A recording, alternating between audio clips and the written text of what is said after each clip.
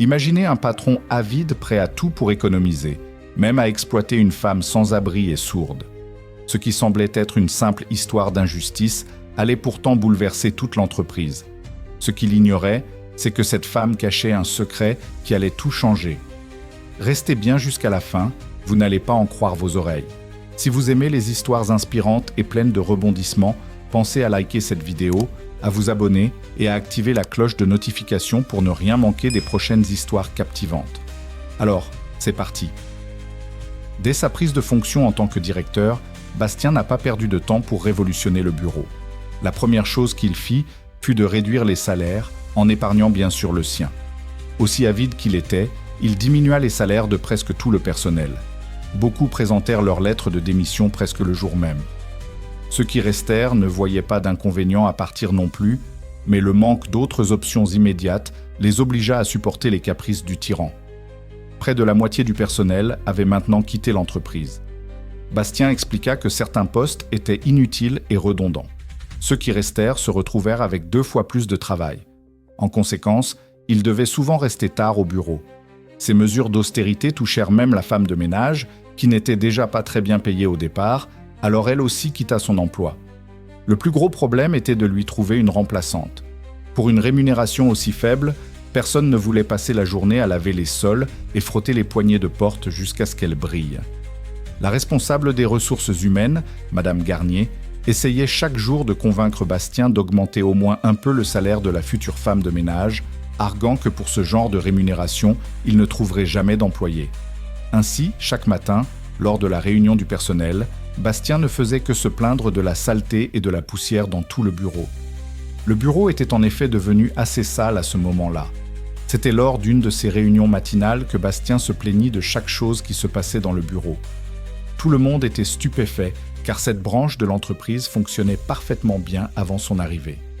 Après avoir passé en revue les rapports hebdomadaires, Bastien tourna son attention vers le problème du poste de femme de ménage vacant. « Si vous ne trouvez pas bientôt une femme de ménage, je vais devoir inclure le nettoyage dans vos tâches directes », lança-t-il presque en criant à la responsable des ressources humaines. Elle était prête à fuir n'importe où loin de ce maniaque de l'économie, mais elle savait qu'à son âge, il n'était pas si facile de trouver un nouvel emploi. Donc, chaque fois que Bastien abordait ce sujet, elle se contentait d'écouter silencieusement ses approches et demandes déraisonnables, pour ensuite tout faire passer avec des anxiolytiques dans son bureau. Lors de la prochaine réunion matinale de ce type, le directeur exprima une fois de plus son mécontentement quant au travail de Madame Garnier, soulignant que la femme de ménage n'avait toujours pas été trouvée. Est-ce vraiment si difficile de trouver une femme de ménage ? Je veux dire, nous avons tellement de succès que n'importe qui serait prêt à travailler dans une entreprise stable, dit Bastien avec colère, s'approchant lentement de la fenêtre pour observer le paysage urbain, ignorant complètement l'ironie de sa déclaration. À un moment donné, Bastien se figea silencieusement et resta là, regardant par la fenêtre. Son regard semblait se fixer sur quelque chose au loin. Près des poubelles, une femme très mal habillée empilait soigneusement des cartons. Un sourire sournois se dessina sur le visage de Bastien. Il se tourna vers Madame Garnier et dit « Alors vous dites que personne ne veut rejoindre notre entreprise pour ce salaire, hein ? Regardez et apprenez les bleus. » Il ouvrit grand la fenêtre, profitant de la chaleur extérieure. « Hé, la clocharde, viens ici une minute, j'ai une offre que tu pourrais vouloir entendre, » cria Bastien. Mais la fille ne s'arrêta pas une seconde dans son travail et continua simplement à plier les cartons. Le patron fut surpris, mais il n'allait pas renoncer. Une lueur d'excitation brillait dans ses yeux. « Hé, tu as besoin d'argent ? Viens ici, clocharde !» cria-t-il à nouveau. Mais la fille continua à travailler, imperturbable. Irrité, le patron se tourna vers Madame Garnier, lui ordonnant d'appeler le garde de sécurité. Lorsque celui-ci arriva en courant dans la salle de conférence, Bastien lui ordonna « Amenez-moi cette clocharde près des poubelles.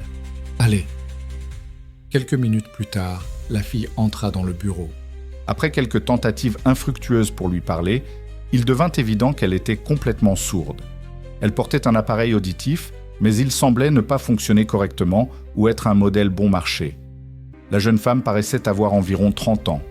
Étonnamment, de près, elle était très soignée. Ses mains étaient propres, tout comme ses vêtements et ses cheveux.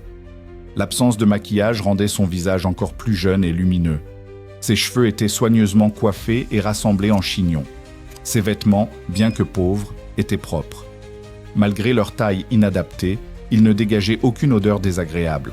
Se rappelant que les sourds peuvent lire sur les lèvres, le patron commença à articuler lentement chaque syllabe. « Comprenez-vous ce que je dis ?» La fille hocha la tête. « Voulez-vous un travail ? Vous n'aurez pas grand-chose à faire. Vous nettoierez simplement le bureau, » conclut le patron. La fille resta silencieuse quelques instants, observant les alentours. Puis elle acquiesça, ce qui fit se lever Bastien victorieusement. Gonflé de fierté, il se tourna vers Madame Garnier, qui observait tranquillement la scène. « Vous ne pouvez pas trouver une femme de ménage ? Peut-être avez-vous simplement oublié comment embaucher des gens ?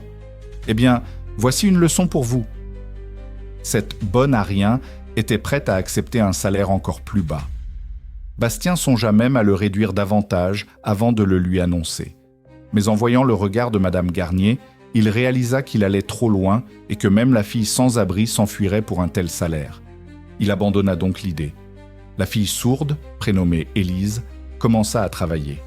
Elle arrivait toujours au bureau à l'heure, parfois même bien avant le début de la journée de travail. Elle lavait, nettoyait et essuyait consciencieusement tout ce qu'elle rencontrait. En à peine une semaine, le bureau était méconnaissable. Malheureusement, cela n'améliora pas l'attitude de l'équipe envers leur nouvelle collègue sourde, qui devint souvent la cible de blagues cruelles et moqueuses.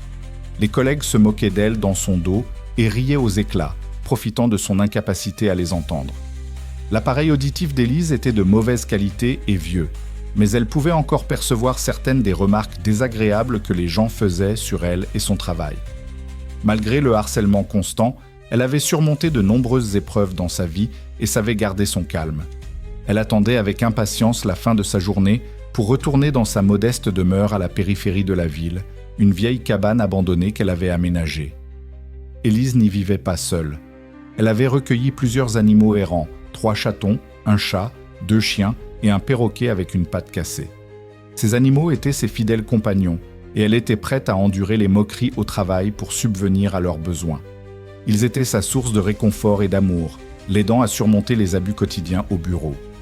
Le soir, alors qu'elle se contentait souvent de pain et d'eau, elle veillait toujours à offrir quelque chose de savoureux à ses amis à fourrure, leurs regards affectueux suffisant à compenser une dure journée de labeur. Madame Garnier était extrêmement satisfaite du travail d'Élise, qui maintenait le bureau impeccable malgré les moqueries persistantes de ses collègues. Le directeur, Bastien, restait cependant peu impressionné, incapable de définir clairement ses attentes. Avec le temps, le comportement silencieux d'Élise et son regard intelligent commencèrent à lui gagner le respect de ses collègues. Même ceux qui s'étaient auparavant moqués d'elle réalisèrent que son passé était plus complexe qu'ils ne l'avaient imaginé. Bien qu'elle ait été sans abri, elle s'exprimait avec éloquence et semblait instruite. Ses propos, bien que concis, étaient perspicaces. Ses collègues étaient souvent déconcertés par ses remarques intelligentes et stimulantes, suggérant une compréhension profonde de nombreux sujets qu'elle choisissait simplement de ne pas étaler. Il devint évident pour tous que sa situation actuelle ne reflétait pas son intelligence ou ses capacités réelles. L'ambiance au bureau s'était considérablement détériorée, Bastien affichant un comportement agressif lors des réunions matinales. Il semblait rejeter la responsabilité du déclin spectaculaire des performances de l'entreprise sur les autres. Face à cette situation, le patron, de plus en plus amer, avait commencé à licencier des employés régulièrement, souvent par groupe. Cela ne faisait qu'accentuer le climat négatif et l'incertitude parmi le personnel restant. Des rumeurs circulaient, laissant entendre que Bastien finirait par être le seul employé du bureau. Charles, le propriétaire et PDG de l'entreprise, avait intensifié ses visites, probablement en raison de la chute soudaine des profits de la succursale. Bastien profitait de ces visites pour intimider les employés, les poussant à présenter une image positive à Charles. Malgré les efforts de Bastien, Charles, qui avait bâti l'entreprise à partir de rien, n'était pas prêt à la laisser péricliter et envisageait des mesures pour redresser la situation. Après plusieurs visites dans ce qui était autrefois l'une de ses succursales les plus performantes, Charles avait perçu un malaise palpable parmi les employés, malgré une apparence de bon fonctionnement. Suite à une nouvelle visite, Charles annonça un grand nettoyage de l'entreprise, accordant à tous les employés, y compris le directeur, un jour de congé payé. Quiconque refuserait serait néanmoins rémunéré. Profitant de l'absence de tous, Charles fit installer des caméras cachées dans tout le bureau, reliées à son ordinateur personnel. Son objectif était de découvrir la vérité sur la situation réelle du bureau et de prendre les mesures nécessaires pour protéger ce qu'il avait bâti grâce à son travail acharné. Charles se consacra à surveiller le bureau quotidiennement, de l'ouverture à la fermeture. Il rassembla méticuleusement des informations et des preuves pour comprendre les raisons du déclin de la succursale. Un jour, lors d'une réunion, on lui présenta un plan de développement commercial bien élaboré qui le prit au dépourvu.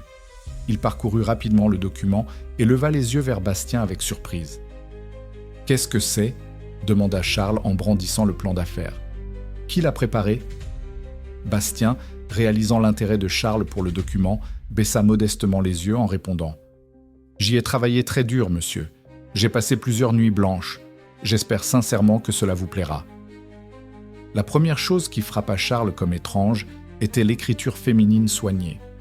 Ayant lu plusieurs rapports de Bastien, il connaissait son écriture brouillonne. Son enquête plus approfondie lui donna d'autres indices sur l'esprit de Bastien, aussi tortueux et erratique que son écriture. En visionnant les vidéos enregistrées, Charles fut stupéfait de découvrir que la femme de ménage avait passé de longues heures à travailler sur les documents tard dans la nuit. Elle était totalement concentrée et absorbée par son travail, perdant même la notion du temps. Elle créait des graphiques et des diagrammes avec une aisance qui suggérait des années d'expérience. Charles était contrarié d'avoir négligé tant de choses dans sa succursale. Le lendemain matin, il convoqua Bastien dans son bureau. Celui-ci arriva en courant, mais s'arrêta net en voyant l'expression de Charles. Il resta immobile, les yeux rivés au sol, tandis que Charles le réprimandait. Tout le bureau était figé par la peur, craignant la colère du patron. « Réalisez-vous que votre tromperie et votre duperie ont failli détruire la succursale » commença Charles furieusement. « Je suis stupéfait du nombre d'employés de haut niveau que j'ai perdu à cause de votre comportement arrogant. Vous avez licencié tous les meilleurs éléments que j'avais mis tant de temps à sélectionner soigneusement. » « Charles, laissez-moi expliquer. » « Je n'ai pas besoin de votre explication. Je pensais que vous testiez peut-être une nouvelle approche. Mais quand vous avez essayé de vous attribuer le mérite du travail de quelqu'un d'autre, c'était la goutte d'eau qui a fait déborder le vase. » Charles se calma, soupira et dit « Vous avez 10 minutes pour rassembler vos affaires et partir. » Le manager, autrefois confiant, parut soudain abattu et blêmi, alors qu'il se dirigeait vers la sortie. À ce moment-là, il entendit Charles demander à la secrétaire de faire entrer la femme de ménage, Élise, qui était sourde. Dès qu'Élise entra silencieusement dans le bureau, Charles lui fit signe de s'asseoir. « S'il vous plaît, asseyez-vous. Je veux en savoir plus sur vous. Il est évident que vous êtes intelligente et que vous n'avez pas toujours été dans une situation défavorisée, » commença Charles. La jeune femme, un peu confuse, acquiesça. Alors qu'elle commençait à parler, Charles réalisa que malgré sa surdité, elle était loin d'être sotte. Elle regarda par la fenêtre en parlant doucement et commença à partager son histoire. Élise avait grandi dans une famille très pauvre, mais dès son plus jeune âge, elle manifestait une soif d'apprendre. Malgré un foyer difficile où ses parents s'adonnaient à l'alcool et aux disputes nocturnes, elle s'appliquait dans ses études. De la 3e année jusqu'à l'obtention de son diplôme, elle trouvait refuge dans une maison abandonnée près de chez elle pour étudier les jours où ses parents buvaient. Le matin, elle se faufilait discrètement chez elle pour prendre ses affaires avant de se précipiter à l'école. Malgré ces circonstances, Élise excella dans ses études et fut facilement admise dans une école de commerce. Étudiante brillante et déterminée, elle était appréciée de tous ses professeurs.